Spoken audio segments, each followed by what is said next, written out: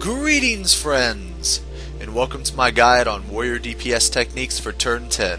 This guide is aimed towards people already familiar with the encounter and that are looking to push their DPS limits even further.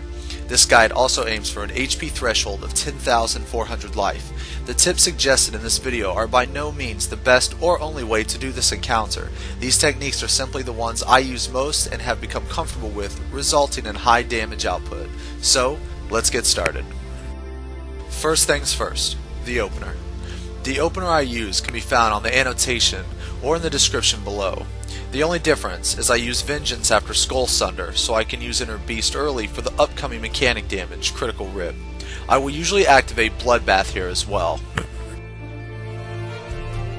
Phase 1 is pretty simple. After my Unchain wears off, I take Defiance off and use Foresight with about 15 seconds left on Bloodbath. With good damage, you'll be able to burst the boss down quickly and he will go right into Electro Charge after the Wild Charge. For the Wild Charge, I do not stand there while the boss charges away from me. I will follow him and jump in front. This puts me between the boss and the Electric Puddle to keep constant damage while not cleaving anyone with Crackle Hiss. If your group cannot push the phase before the next charge, I do not recommend doing this. As the ads spawn, I'll put on Defiance since the DPS in my group kill these ads first. I'll stand in between them and flash. You can also single target these as well with a Skull Sunder and Butcher's Block, but depending on where I am in my combo, I will flash more times than not. I then pull them north a little bit and then Infuriate, Steel Cyclone, and then Overpower. I take Defiance off as soon as possible and activate Thrill of Battle plus Convalescence. I'll single target the Daughter down, throwing in one Overpower sometimes. Then I'll focus the Sun. After those ads, kill the others, then DPS the boss.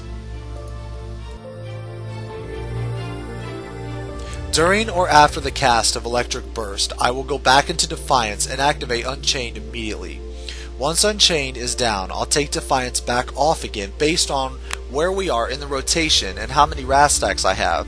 If we are close to the boss doing Wild Charge, which is usually the case, I'll leave Defiance on and save Inner Beast for the charge. Otherwise, I'll take it off. On the second Heat Lightning, me and Chet will always swap, so this is where I'll use IB or Vengeance if I'm not in Defiance. After this charge, I just rotate I and Path while keeping Fracture up. The boss will push around this time, so we don't see another charge in this phase.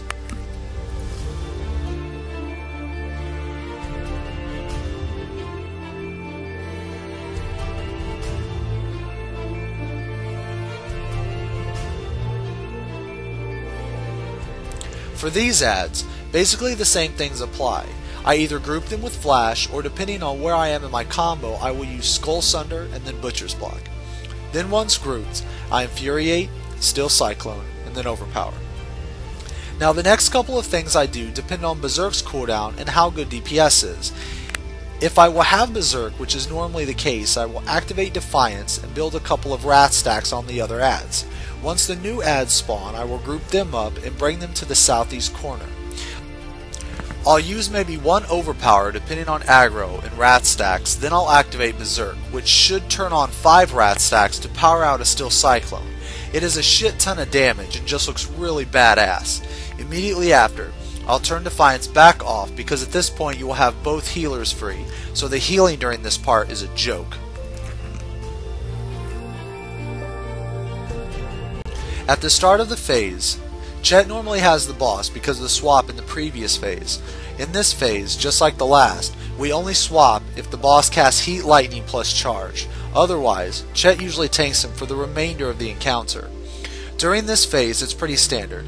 I rotate I and Butcher's Block while maintaining Fracture, and only applying Path when he charges, if I remember.